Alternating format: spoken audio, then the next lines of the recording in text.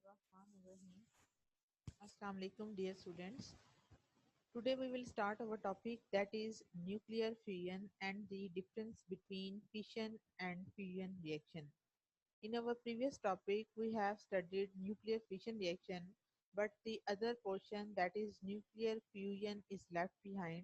So in today's topic, we will study the nuclear fusion and the difference between nuclear fission and fusion reaction, and at the same time we will also study in today lecture, that is another topic, that is rate of radioactive disintegration. Now let's start our topic in nuclear fusion. First we will see the definition of nuclear fusion कि ये होती क्या है. Nuclear fusion ये वो process है जिसमें कोई से दो लाइट न्यूक्लियाई होते हैं, वो आपस में एक दूसरे के साथ मर्ज हो जाते हैं, और मर्ज होने के बाद वो क्या करते हैं, एक सिंगल या हैवियर न्यूक्लियस जो है वो फॉर्म करते हैं. एज ए रिजल्ट इसकी वजह से क्या होता है कि जैसे ही हैवी न्यूक्लियस जो है वो बनते हैं, तो इसके साथ साथ जो है वो एनर्जी इस प्रोसेस के दौरान रिलीज होती है, और ये प्रोसेस क्या कहलाता है, nuclear fusion. It mean nuclear fusion is basically a process in which two lighter nuclei merge with each other to form a single heavier nucleus, and with release of energy is called nuclear fusion. Now, nuclear fusion reaction are also known as thermonuclear reaction. Why these reaction are also known as nuclear fusion reaction? Because in this reaction they need a very high temperature. It means the temperature, that value of 10 raised to power 8 degree centigrade. 10 raised to power 8 degree centigrade mean, uh, if we place 10 with the 8 times 0, then that temperature is 10 raised to power 8 degrees Celsius. So it means this value of temperature is so much high, and this temperature cannot be reached at Earth. So this temperature can be attained at sun as well as in star. So nuclear fusion reaction mostly take place in our sun and at stars. सो इससे हमें क्या पता चला कि जो nuclear fusion reaction होते हैं इनको हम थर्मल न्यूक्लियर रिएक्शन भी कहते हैं, क्योंकि इनको अगर आपने करवाना है इन रिएक्शन को, तो इसके लिए आपको 10 डिग्री सेल्सियस की वैल्यू रिक्वायर्ड होती है. उसके बाद हमने ये देखा कि जो वेरी हाई टेम्परेचर है ये सिर्फ और सिर्फ स्टार्स में एग्जिस्ट करता है या सन में एग्जिस्ट करता है, जहाँ पे लाइट न्यूक्लियाई को हम मर्ज करवा सकते हैं, और उसके बाद वो हमारे पास सोर्स बन जाते हैं रेडिएशन का या रेडिएंट एनर्जी का. इसके अलावा जो न्यूक्लियर फिशन के प्रोसेस के लिए भी आप इसको इस्तेमाल कर सकते हैं. उसके अलावा explosion use to trigger nuclear fusion bomb, यानी अगर आपने फ्यूजन बॉम्ब को, अभी आप लेटर ऑन इस टॉपिक में देखेंगे कि कोई भी ऐसा बॉम्ब जो न्यूक्लियर फ्यूजन के प्रिंसिपल पर वर्क करता है, उस बॉम्ब को इनिशिएट करने के लिए या आगे ट्रिगर होने के लिए यानी चलाने के लिए उस बॉम्ब को पहले आपको उसमें से न्यूक्लियर फिशन का प्रोसेस करवाना पड़ता है, तब जाके उसके अंदर फ्यूजन का प्रोसेस होता है, और फिर at that time a lot amount of energy has been released in that process. Now we will see the different nuclear fusion reaction. हमने अभी क्या देखा कि the source of energy in the sun, के हम क्वेश्चन ये rise होता है कि अल्लाह पाक ने सूरज के अंदर इतनी ज्यादा तवानाई जो है वो रखी है, आखिर वो तवानाई आ कहाँ से रही है, यानी वो मुसलसल जो है वो रेडिएशंस एमिट कर रहा है, तो उसके पीछे रीजन क्या है. तो साइंटिस्ट ने जब भी रिसर्च की तो पता चला कि बेसिकली 4 न्यूट्रॉन जो है उसके अंदर क्या होते हैं, फ्यूज होते हैं. इट मीन ये तीनों रिएक्शन जो है वो सूरज के अंदर हो रहे होते हैं. फर्स्ट स्टेप में ये दोनों हाइड्रोजन के दो आइसोटोप्स होते हैं. तो ये हाइड्रोजन के 3 आइसोटोप होते हैं. 1H1 को हम बोलते हैं प्रोटियम, 1H2 को हम बोलते हैं ड्यूट्रियम, एंड 1H2 इसके साथ तीसरा आइसोटोप नहीं लिखा गया, तो वो इस कंडीशन के लिए रिक्वायर्ड ही नहीं था. तो हमने ये देखा है कि सूरज के अंदर जो फर्स्ट वन रिएक्शन होता है उसमें दो प्रोटियम के आइसोटोप जो कि बेसिकली हाइड्रोजन के हैं, वो दोनों मिलकर ड्यूट्रियम का isotope as well as positron की फॉर्मेशन करते हैं. और ये जो ड्यूट्रियम का आइसोटोप है ये अगेन फिर जिसका फर्स्ट 1H1 का जो आइसोटोप होता है उसके साथ रिएक्ट करता है, दैट इज प्रोटियम के साथ। It mean protium and deuterium दोनों मिलके हीलियम का एक और isotope that is 2He3 will be form. और ये जो हीलियम का आइसोटोप है that is 2He3 will also combine with another proton. As a result, helium nucleus will be formed as well as the positron will be formed. So if we take this whole reaction, or we can take the net reaction, then we can write this reaction in a combined state, that in this whole process the four protium will react with each other. As a result, nucleus of helium will be formed as well as two particle of positron will also formed in that process. So अगर आप student जब exam में आएगा आपको ये question, तो आपको आपके पास ये ऑप्शन है, ये चॉइस है कि आप चाहें तो ये तीनों रिएक्शंस लिख सकते हैं, या अगर आपको ये तीनों रिएक्शन याद करना मुश्किल लग रहे हैं तो आप इनकी जगह ये जो नेट इक्वेशन है इसको याद करके लिख लें, तो भी जो है वो एक ही बात होगी, तो आपके लिए इस तरह से ये इजी रहेगा। तो ये आपने याद रखना है कि फोर प्रोटीन के न्यूक्लियस रिएक्ट करके एक हीलियम का nucleus as well as two positron के पार्टिकल जो है वो फॉर्म करते हैं। Now we will see the neutron and deuteron and tritron examples को हम स्टडी करेंगे। हमने प्रीवियस टॉपिक में देखा था कि जो बाइंडिंग एनर्जी पर न्यूक्लियन होती है लाइटर न्यूक्लियाई में, वो समाल होती है। यानी आपको जब मैंने प्रीवियस टॉपिक पढ़ाया था बाइंडिंग एनर्जी का, और जब आपको मैंने ग्राफ की एग्जांपल दी थी तो आपको बताया था कि स्टूडेंट जो लाइटर न्यूक्लियाई होते हैं उनके लिए बाइंडिंग एनर्जी की वैल्यू कम होती है, तो वो क्या करते हैं, बाइंडिंग एनर्जी की वैल्यू को ज्यादा अटेन करने के लिए वो न्यूक्लियाई एक दूसरे के साथ मर्ज हो जाते हैं। तो मर्ज होने के प्रोसेस को अभी हमने क्या नाम दिया, न्यूक्लियर फ्यूजन का नाम दिया। और इन तमाम न्यूक्लियाई के लिए बाइंडिंग एनर्जी की वैल्यू क्या आती है, समाल आती है। तो आहिस्ता आहिस्ता जो है वो इनकी बाइंडिंग एनर्जी की वैल्यू तब इंक्रीज होती है जब मास नंबर इंक्रीज होता है। जैसा कि आप देख सकते हैं कि प्रोटियम और ट्रिटियम के न्यूक्लियस की बाइंडिंग एनर्जी की वैल्यू ज्यादा नहीं होगी, बट लिथियम के लिए जो इसके आइसोटोप्स होंगे, या ये अगर किसी और लाइट एलिमेंट के साथ कंबाइन होता है तो उसके लिए बाइंडिंग एनर्जी की value as compare to hydrogen increase होगी, क्योंकि इस केस में मास नंबर जो है वो इंक्रीज होता है। इसके बाद हमें पता चला कि fusion of these light nuclei to form a heavier nucleus. अच्छा, ये बात याद रखना है आपने कि जब भी आप ये दोनों जो आइसोटोप हैं स्टूडेंट, ये ड्यूट्रियम के हैं। अगर ये एक रिएक्शन देखें तो दो ड्यूट्रियम के आइसोटोप मिलके हीलियम का न्यूक्लियस फॉर्म करते हैं, as well as amount of energy जो रिलीज होती है इस प्रोसेस में, that is 3.27 mega electron volt. In the same way इस रिएक्शन को आप एक और तरीके से भी लिख सकते हैं कि अगर आप इस प्रोसेस के दौरान हीलियम का न्यूक्लियस नहीं बनता बल्कि ट्रिटियम का न्यूक्लियस बनता है, तो इसके साथ एक प्रोटॉन फॉर्म होगा, लेकिन इस टाइम पे एनर्जी की जो अमाउंट रिलीज होगी वो थोड़ी ग्रेटर होगी, that is 4.02 mega electron volt. In the same वे अगर आप इस रिएक्शन को ड्यूट्रियम एंड ट्रिटियम के साथ करवाएं तो इससे एक हीलियम का न्यूक्लियस फॉर्म होगा, एज वेल एज न्यूट्रॉन की प्रोडक्शन होगी, और होल जो अमाउंट ऑफ एनर्जी इस प्रोसेस में रिलीज होगी that is 17.6 mega electron volt. So हमें क्या पता चला इससे कि जब भी आप बात करते हैं फ्यूजन रिएक्शन की, तो इसमें न्यूट्रॉन और ड्यूट्रॉन और ड्यूट्रॉन एंड ट्रिट्रॉन जो है उनकी प्रोडक्शन होती है। तो आपने अभी क्या देखा कि न्यूट्रॉन एंड ड्यूट्रॉन, तो ये देखिए ये दोनों ड्यूट्रॉन मिलके क्या बना रहे हैं, फर्स्ट स्टेप में न्यूट्रॉन की प्रोडक्शन कर रहे हैं, और उसके बाद जो है वो ड्यूट्रॉन से क्या बन रहा है, आपके पास ट्रिट्रॉन की फॉर्मेशन हो रही है। तो ये स्टूडेंट तीनों इक्वेशंस को आपने एज इट इज याद करना है, और इन तीनों की एनर्जी की वैल्यू भी आप लोगों ने याद करनी है, and is the most important reaction of this topic. Now we will see the energy released in fusion reaction.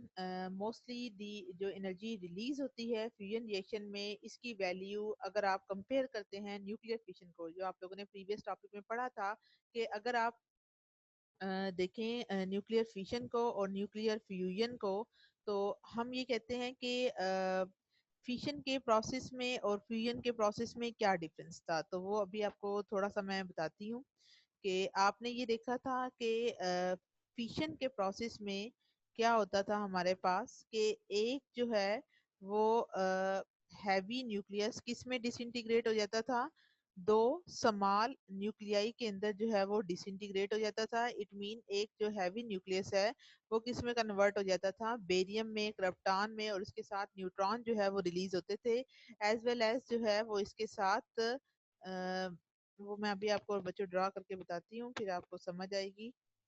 और इससे जो है वो कंपैरेटिवली ऐसे होगा। ठीक है, तो अभी हम टेक्स्ट जो है वो लिखते हैं।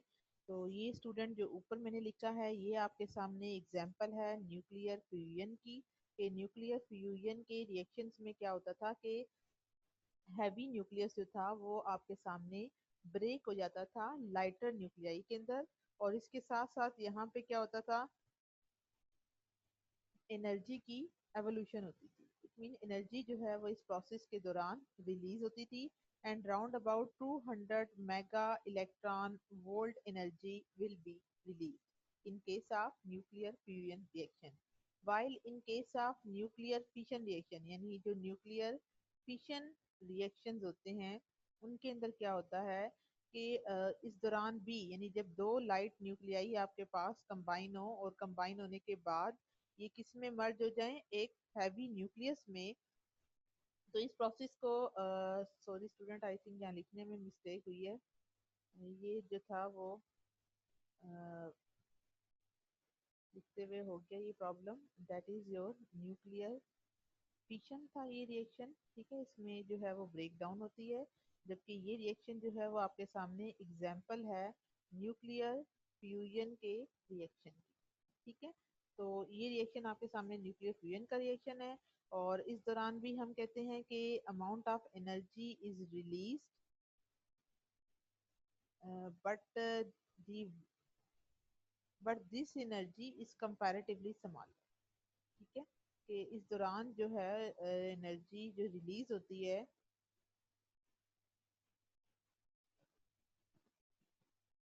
फ्यूजन के दौरान में, वो समाल होती है देन फिशन से। ठीक है, फिशन के लिए ये स्टूडेंट की वैल्यू कितनी है, that is round about 200 mega electron volt. ठीक है, कि फिशन के अंदर क्या हुआ था, एक हैवी न्यूक्लियस जो है वो डिसइंटीग्रेट होता है टू स्मॉलर या इंटरमीडिएट न्यूक्लियस में with release of energy as well as neutron भी इस प्रोसेस में रिलीज होते हैं।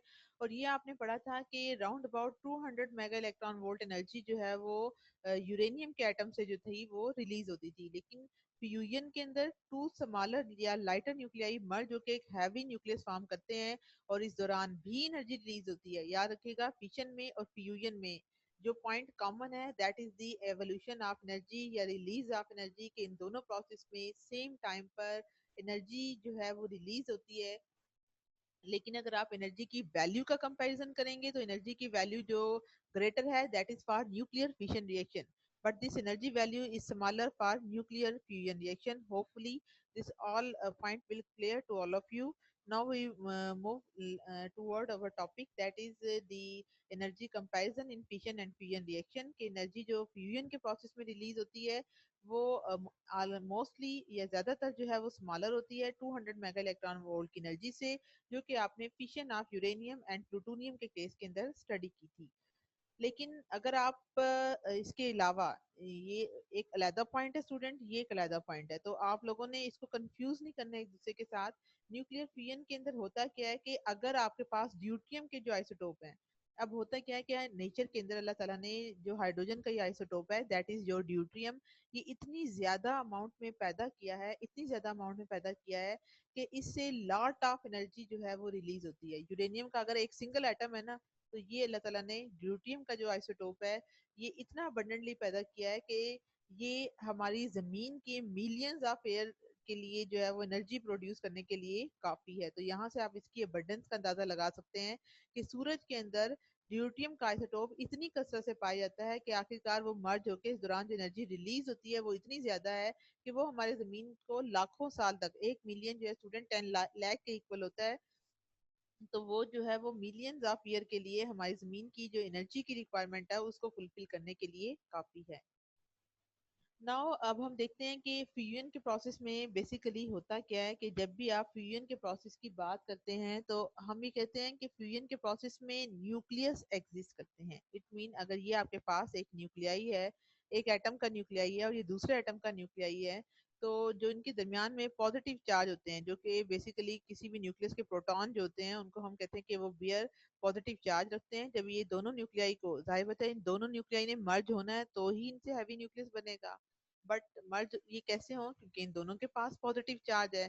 तो पॉजिटिव चार्ज से क्या होगा, इनके दरमियान में electrostatic forces of repulsion create होंगी, जिसकी वजह से इन दोनों को एक दूसरे के करीब लाना मुमकिन नहीं है। और इस तरह से इनके क्लोज कांटेक्ट को लाने के लिए अब हमें क्या करना पड़ेगा, नेचुरली तो ये एक दूसरे के करीब नहीं आएंगे। रीजन क्या है, क्योंकि इनके न्यूक्लियाई के दरमियान में पॉजिटिव चार्ज जो है वो बहुत ज्यादा होगा, जिसकी वजह से इलेक्ट्रोस्टैटिक फोर्सेस ऑफ रिपल्शन जो है वो बढ़ जाएंगी। तो बजाय ये करीब आने के एक दूसरे से अवे चले जाएंगे। तो इस रिपल्शन के बैरियर को कंट्रोल करने के लिए किसी तरह ये जो रिपल्शन है इसको हम फुल कंट्रोल कर लें। तो कंट्रोल करने के लिए हमें क्या करना पड़ेगा, इसके लिए हमें न्यूक्लियाई को स्ट्राइक करना पड़ेगा with very high amount of energy. या फिर अब हाई अमाउंट ऑफ एनर्जी देंगे आप, या फिर आप दोनों लाइट आइसोटोप के मिक्सचर को क्या करेंगे, हीट अप करेंगे। तो आम टेम्परेचर पर ये हीट अप नहीं होते या इनकी स्पीड को आप पास नहीं कर सकते। इसके लिए आपको 10 मिलियन टेम्परेचर रिक्वायर्ड है।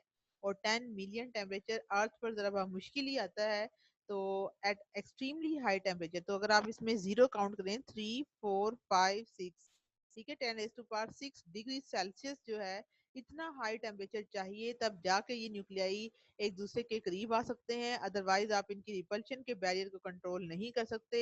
और ये स्टूडेंट इतना हाई टेम्परेचर होता है कि कोई भी एटम इस स्टेट में एग्जिस्ट नहीं कर सकता, बल्कि उसकी आयनाइजेशन हो जाती है, या उसमें न्यूक्लियाई होंगे, इलेक्ट्रॉन होंगे, प्रोटॉन होंगे। तो इन सब के मिक्सचर को फिर हम क्या नाम देते हैं, प्लाज्मा का। यही वजह है कि जितना भी सूरज होते हैं, तारे होते हैं, उन सब के अंदर जो मैटर एग्जिस्ट करता है वो इन द फॉर्म ऑफ प्लाज्मा होता है। अच्छा, इसके बाद अभी जो कोशिश जारी है वो ये है कि स्ट्रॉन्ग मैग्नेटिक फील्ड को जो है वो इस्तेमाल कर लिया जाए। और ये स्ट्रॉन्ग मैग्नेटिक फील्ड क्या करे कि वो प्लाज्मा को किस में कन्वर्ट कर दे, एक बारीक सी स्ट्रीम में, जो कि अवे चला जाए from the wall of a conventional container where the plasma would lose its energy. तो अगर आप खाली इसको रखते हैं तो प्लाज्मा के जो प्लाज्मा में क्या है, एटम है, आपके न्यूट्रल एटम है, आपके पॉजिटिव चार्ज यानी न्यूक्लियाई है, इसके अलावा इलेक्ट्रॉन है, इन सब के मिक्सचर को हम प्लाज्मा का नाम देते हैं।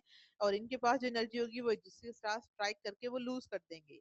तो अब जो कोशिश की जा रही है कि अगर आप स्ट्रॉन्ग मैग्नेटिक फील्ड इस्तेमाल करें तो इन सबको हम एक बारीक स्ट्रेट लाइन में कन्वर्ट कर सकते हैं, जिसके जरिए ये अपनी एनर्जी को फिर लूज नहीं करेंगे। और जितने भी सूरज होते हैं और स्टार्स होते हैं, they are all exist in the form of plasma. Now student, नवर next slide that is your nuclear weapon. ये जो थर्मो न्यूक्लियर वेपन होते हैं, तो इसको आप ये देख सकते हैं कि ये आपके सामने एक एग्जांपल है छोटी सी हाइड्रोजन बॉम्ब की। ठीक है, एक जो ये हाइड्रोजन बॉम्ब होता है उसकी कंस्ट्रक्शन किस तरह से की जाती है कि अगर आप इसमें देखें तो आपको ये अंदाजा होगा कि यहाँ पे आपके पास यूरेनियम जो है वो एग्जिस्ट कर रहा है। ठीक है, ये आपके पास क्या है, यूरेनियम है। ठीक है, यूरेनियम दैट इज 238, ये जो डार्क ग्रेइश कलर का है, ये क्या आपके पास यूरेनियम 238 है। इस यूरेनियम 238 के इर्द गिर्द इन्होंने क्या रखा है, लिथियम 6 ड्यूटराइड फ्यूजन फ्यूल, आगे उन्होंने लफ्ज लिखा हुआ है कि thermonuclear weapon a fission reaction is used to provide the high energy needed to initiate the reaction। के फ्यूजन को स्टार्ट करने के लिए जो है वो हम एक ऐसा वेपन इसके पास रखते हैं जो कि न्यूक्लियर फिशन का प्रोसेस कर सके। अब वो आपको एग्जांपल दे रहे हैं एक ऐसी डिवाइस की जो कि हाइड्रोजन बॉम्ब है। तो हाइड्रोजन बॉम्ब में क्या किया जाता है कि जो आपके पास रेडियो एक्टिव मटेरियल होता है, इस केस में रेडियो एक्टिव मटेरियल स्टूडेंट क्या है आपके पास, दैट इज यूरेनियम। तो यूरेनियम यहाँ पे क्या है, ये किसके साथ घिरा हुआ है, it is surrounded by a shell of lithium deuteride. यानी लिथियम का जो आइसोटोप है ड्यूट्राइड वाला, वो इसके साथ यूरेनियम के बाहर हमने ये रख दिया है। तो जो न्यूट्रॉन खारिज होते हैं फ्रॉम द फिशन रिएक्शन से, ठीक है, कि जब न्यूक्लियर फिशन का प्रोसेस होगा, यानी यूरेनियम जो हैवी न्यूक्लियस है, जब इसके अंदर फिशन का प्रोसेस होगा तो फिशन के प्रोसेस से क्या होता है स्टूडेंट, न्यूट्रॉन जो है वो रिलीज होते हैं। ठीक है, और जैसे ही वो न्यूट्रॉन रिलीज होते हैं, they are captured by lithium nuclide. ठीक है, तो वो कौन कैप्चर कर लेता है, आपका लिथियम के न्यूक्लियाइड जो है वो उसको कैप्चर कर लेते हैं। अब इसके बाद क्या होगा कि जैसे ही ये इसको कैप्चर करेंगे, तो कैप्चर करने के नतीजे में ये and under this high energy condition that is supplied by the fission reaction, the tritium undergo fusion with tritium। ठीक है, कि भी आप लोगों को मैं ये एक मिनट क्लियर करती हूँ ताकि आपको ये क्लियर हो कि किस तरह से जो है ये हाइड्रोजन बॉम्ब वर्क करते हैं। तो इसके प्रोसेस को अंडरस्टैंड करने के लिए आपको भी बताया कि जो हाइड्रोजन बॉम्ब होता है इसके अंदर जो शेल होता है यूरेनियम का, it will surround the fusion device. ठीक है, हाइड्रोजन बॉम्ब में क्या होता है कि जो आपके पास जो शेल होता है यूरेनियम का, it will surround the fusion device.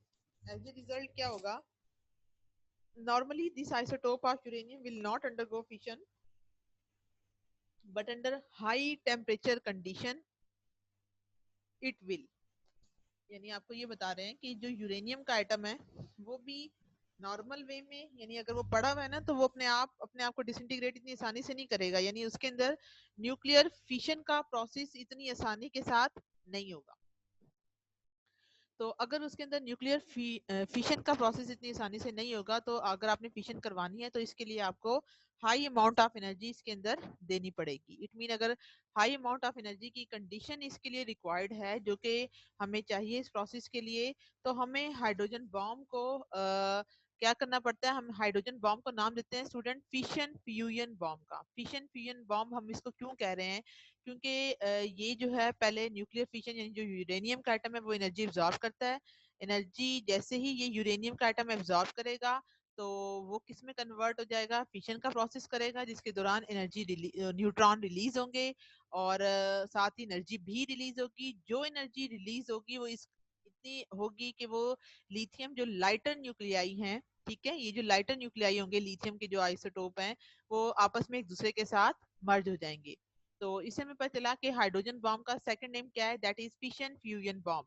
कि पहले जो है वो यूरेनियम का आइटम एनर्जी को लेगा, न्यूक्लियर फिशन का अमल करेगा, उस दौरान जो एनर्जी रिलीज होगी वो कौन ले लेगा, फिर लिथियम के न्यूक्लियाई लेंगे और दो लाइटर न्यूक्लियाई जो है वो आपस में फ्यूज होके एक हैवी न्यूक्लियस फॉर्म करेंगे और इस दौरान हाई अमाउंट ऑफ एनर्जी जो है वो रिलीज होगी और ये प्रोसेस क्या कहलाएगा, हाइड्रोजन बॉम्ब के केस में फिशन फ्यूजन बॉम्ब। यानी हम हाइड्रोजन बॉम्ब को सेकंड नाम क्या देते हैं, फिशन फ्यूजन बॉम्ब का भी नाम देते हैं। तो उम्मीद करती हूँ ये सारी बातें क्लियर होगी होंगी आपको।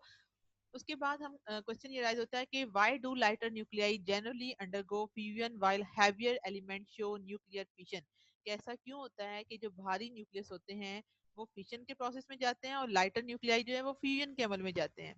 तो स्टूडेंट इसका सिंपल सा आंसर ये है कि जो लाइटर एलिमेंट होते हैं उनके लिए न्यूट्रॉन बाय प्रोटॉन की वैल्यू क्या होती है, कम होती है। इट मीन उनके अंदर टेंडेंसी है, सलाहियत है कि वो अपने न्यूट्रॉन ओवर प्रोटॉन की वैल्यू को बढ़ा लें और इसको बढ़ाने के लिए वो फ्यूजन का रास्ता इख्तियार करते हैं।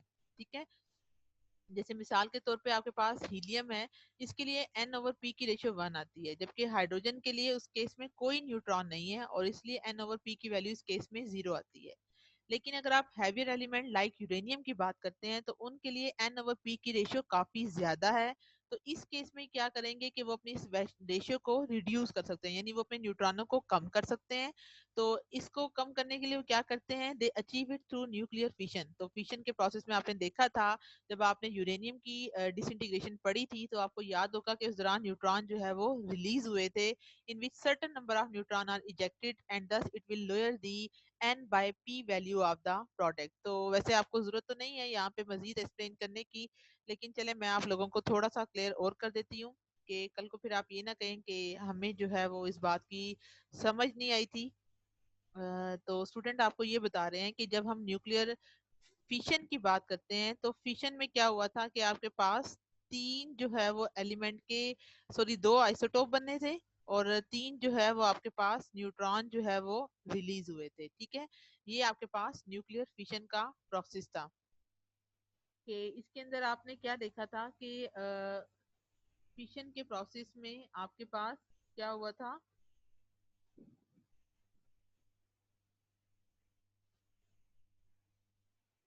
कि जो हैवी न्यूक्लियस होता है लाइक यूरेनियम, ठीक है, इस केस में क्या होता है, यूरेनियम की अगर आप बात करें तो यूरेनियम जो है वो,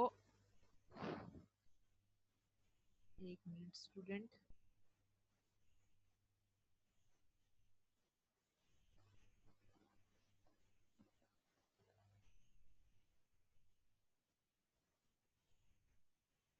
तो अगर आप बात करते हैं यूरेनियम की, दैट इज यूरेनियम 92 235 है या 238 है।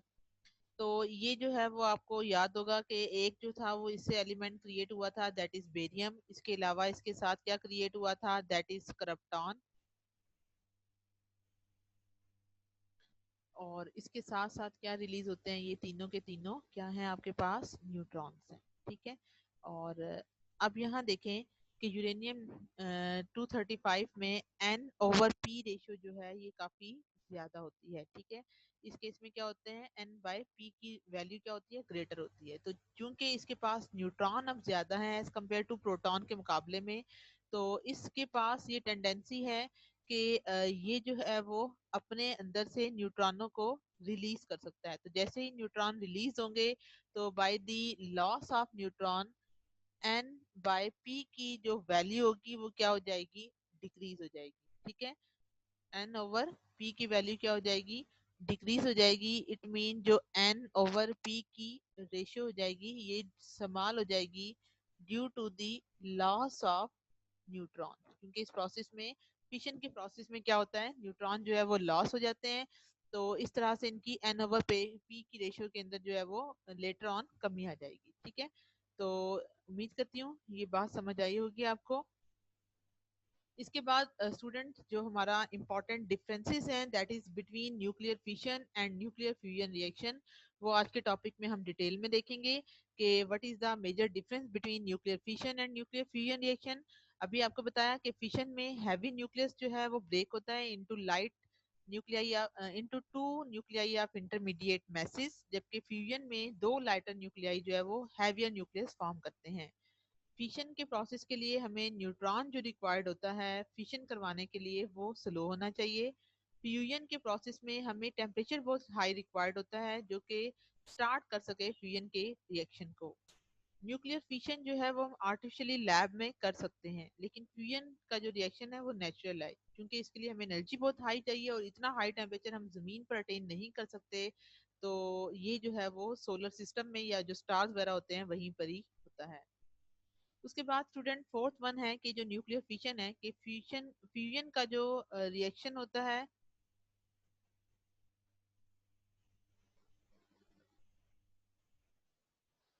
अ, ये जरा लफ्ज लिखने में गलत हुआ, आई थिंक ये फ्यूजन नहीं बल्कि फिशन होगा।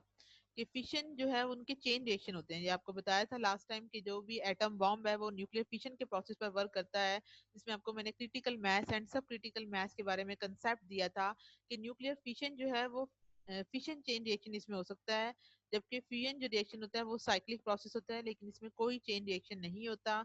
और इसके बाद फिशन के प्रोसेस में एनर्जी जो है it produce less energy than fusion reaction.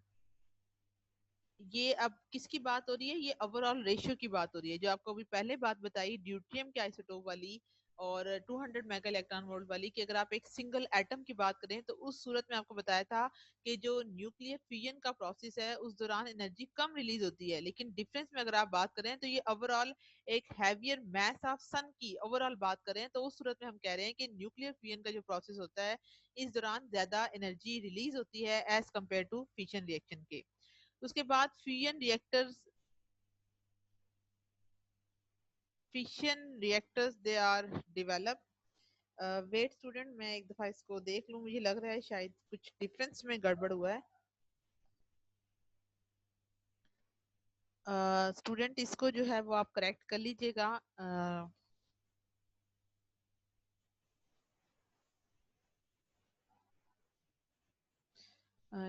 नहीं, बुक में भी यही है, लेकिन जो बात अभी आपको मैंने समझाई इस हवाले से वो वैसे ही रखिएगा।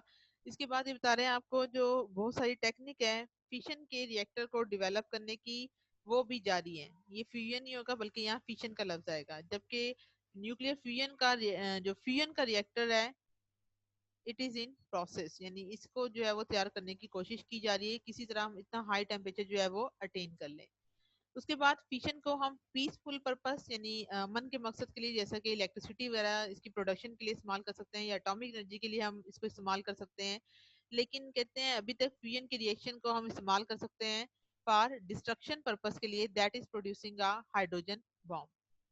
उसके बाद स्टूडेंट आपको मैंने बताया कि जो एग्जांपल अगर आप देखें तो न्यूक्लियर फिशन के अंदर हैवी न्यूक्लियस जो है वो यूज होता है एज अ फ्यूल के तौर पे, जबकि फ्यूजन में आपने क्या पढ़ा था, ये भी अमाउंट ऑफ एनर्जी की वैल्यूज आपको बताई कि इसमें लाइटर न्यूक्लियाई जो है वो इस्तेमाल किए जाते हैं एज अ फ्यूल के तौर पे। हाइड्रोजन बॉम्ब इसके फ्यूजन के प्रिंसिपल पर वर्क करता है, जबकि एटम बम का प्रिंसिपल क्या है, दैट इज न्यूक्लियर फिशन, या जिसको हम चेन रिएक्शन भी बोलते हैं, उसके ऊपर ये वर्क करता है।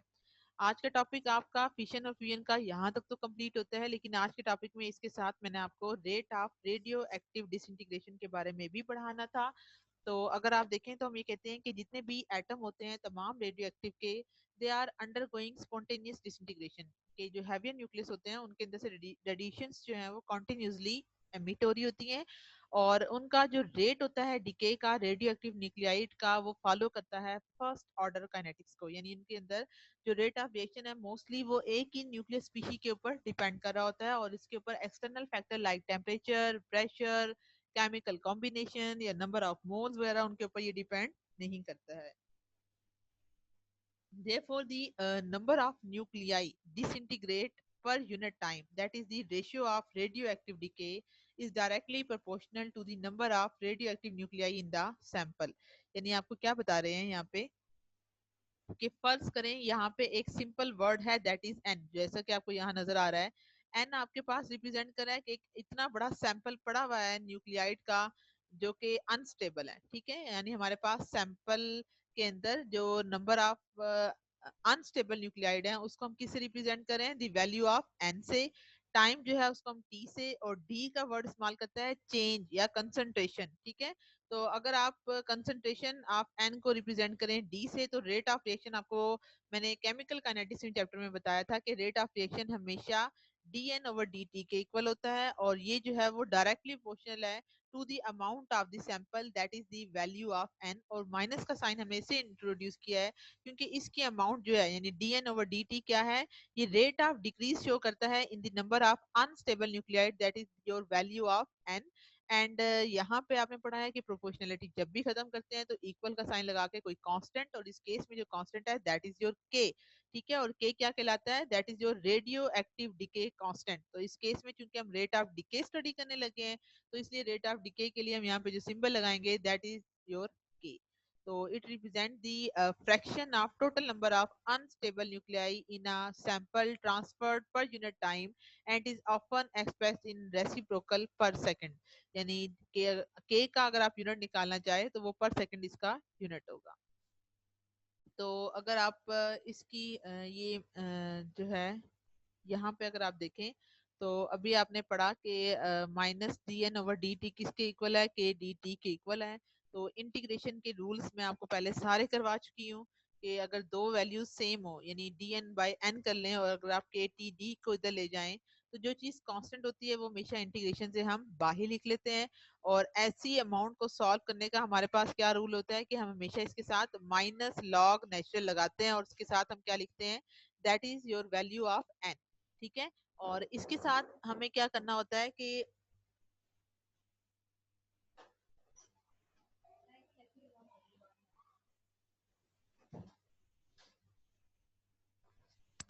और इसके साथ अगर हम फर्दर देखें तो हम ये कहते हैं कि डी एन ओवर एन क्या है हमारे पास, ये दो रेशियो के दरमियान की हम क्या करें, इंटीग्रेशन कर रहे हैं। और जब भी इंटीग्रेशन इस तरह से करते हैं तो उसका रूल क्या होता है कि हमेशा माइनस लॉग नेचुरल एन लिखते हैं। और अगर आपके पास इस तरह से कोई वैल्यू हो तो उसके साथ हम हमेशा प्लस की सिंबल डाल के कोई constant that is your integration constant that is C has been introduced. So ये डेरिवेशन चूंकि मैंने आपको पहले करवाई है केमिकल काइनेटिक्स में फर्स्ट ऑर्डर सेकंड ऑर्डर के लिए, जब मैंने आपको इनिशियल कंसंट्रेशन रिएक्टेंट की सेम और डिफरेंट करवा के बताया था, तो उम्मीद करती हूँ ये आपको इतनी मुश्किल नहीं लगेगी। और ये भी आपको बताया था कि जब टाइम जीरो हो, तो टाइम जीरो का मतलब क्या है कि आपका जो सैंपल है न्यूक्लियाइड का, अब उसकी रेशियो क्या होगी या उसकी कंसंट्रेशन क्या होगी कि वो फुल है, अभी तक वो यूटिलाइज ही नहीं हुआ।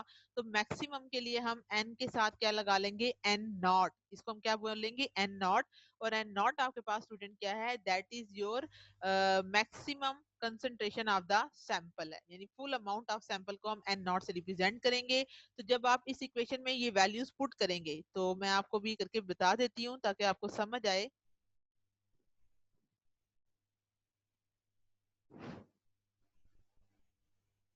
तो अभी आपने क्या देखा था इस इक्वेशन के अंदर कि जैसे ही हम इस इक्वेशन को स्टार्ट करते हैं, यानी अगर आप इसको लिख रहे थे कि माइनस लॉग नेचुरल, ठीक है, और इसके साथ हमारे पास क्या था, that is capital N, it will be equal to K T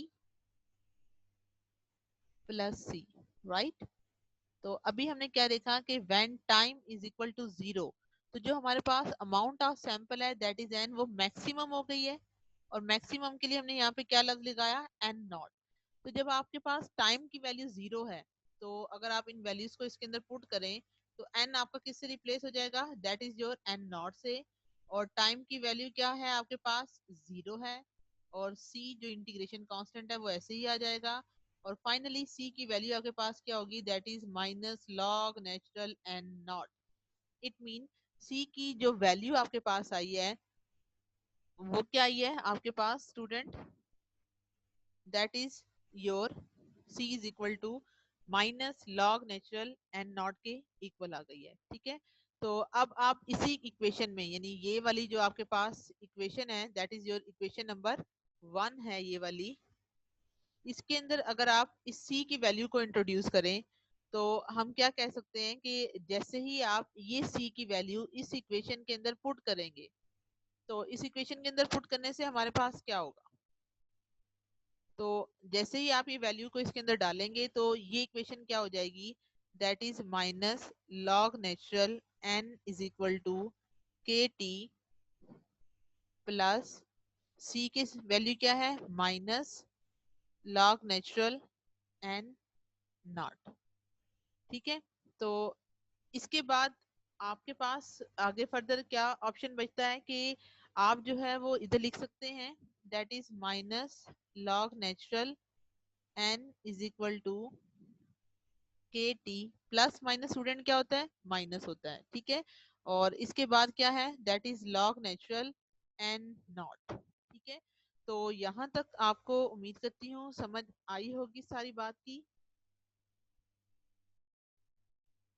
तो अगर आप यहाँ तक, आपको मैंने मेन समझाना था कि आपको पता चले कि ये सारी चीजें आई किस तरह से हैं।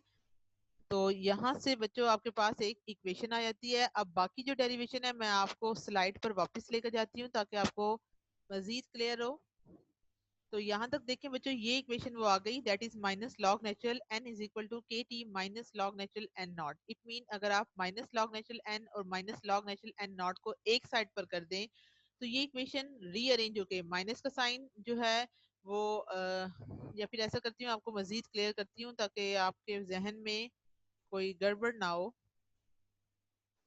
ठीक है। तो मैं आगे आपके पास जो है वो इस सारे टॉपिक को आगे ऑन वर्ड लेके चलती हूँ।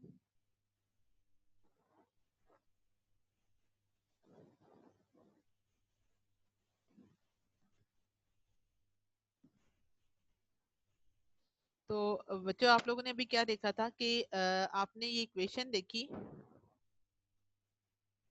और ये वो इक्वेशन थी जो हमारे पास आ गई, ठीक है।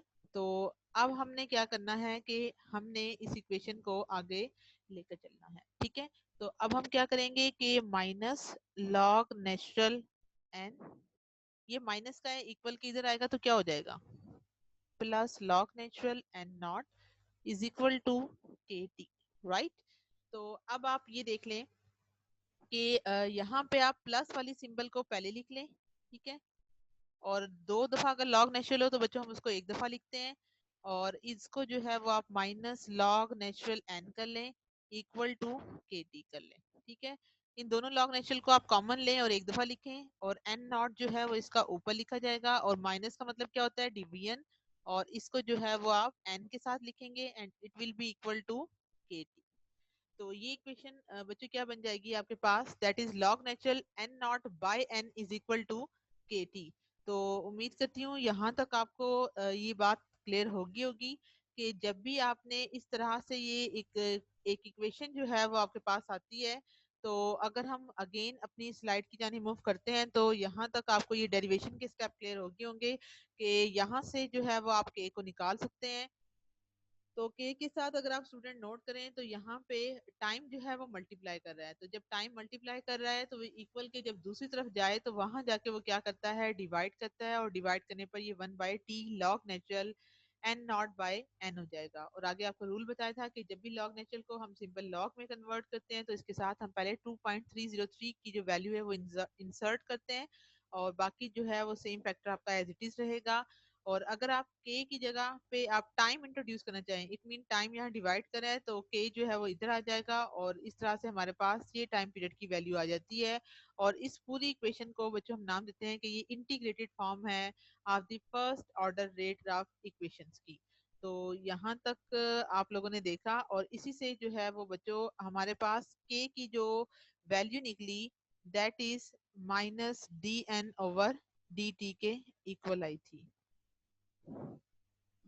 यानी ये वो है के की वैल्यू क्या है आपके पास, कि अगर आप इसको देखें तो ये बच्चों बनती है -dn/dt is equal to N. वो यहाँ से हमने निकाली हुई है, ठीक है, कि -dn/dt इज इक्वल टू के एन है। तो सिंपल हम क्या करेंगे कि ये जो है वो एन नॉट अगर हो जाता है तो इस सूरत में हमारे पास ये -dn/dt और इंटू एन हो जाएगा।